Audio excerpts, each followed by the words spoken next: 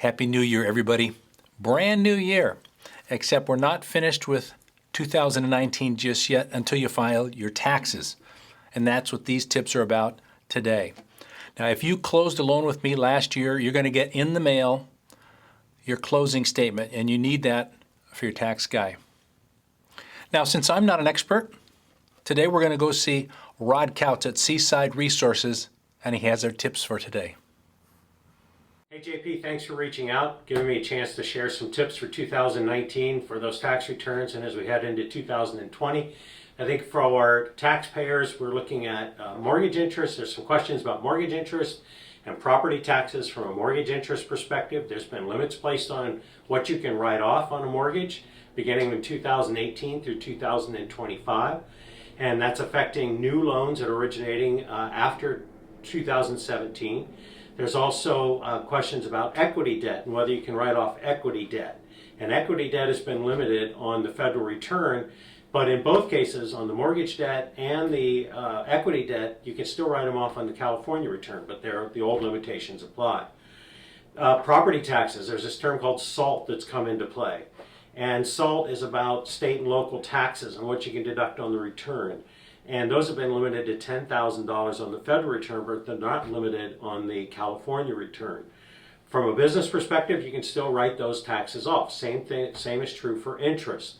On SALT, again, the limitation is $10,000, so you can still write that off on the California return. So don't think that you can't itemize just because these limitations apply to you.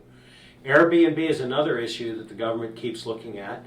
And from an Airbnb perspective, if your activity raises to a certain level, you are going to be subject to self-employment taxes. And so it's really important as an Airbnb host to know what triggers those particular taxes. Another thing I want to talk about is home buyer demographics. They are changing. Millennials are now representing more than 1/3 of the market. And what they're looking for when they're buying a house isn't what we're used to, square footage and those sort of things. Now they're looking at what's the benefits of the location of that home. What is it offered in the community? What are the school rankings? All those sort of things. So if you're selling a home in 2020, make sure that you're marketing your home in the right way for the demographic who's likely to buy that home. And the final thing I want to talk about is AB 1482, which is a California rental law, which is now applying that limits a landlord's ability to increase rents to 5% plus the consumer price index. Now, that limitation doesn't apply to everybody, and especially mom and pop landlords are exempted from this law in most cases. So it's really important to understand if you're a landlord to know what your limitations are and if they apply to you. Those are the main things I want you to know for this year. John, thanks again for having me. Have a great 2020.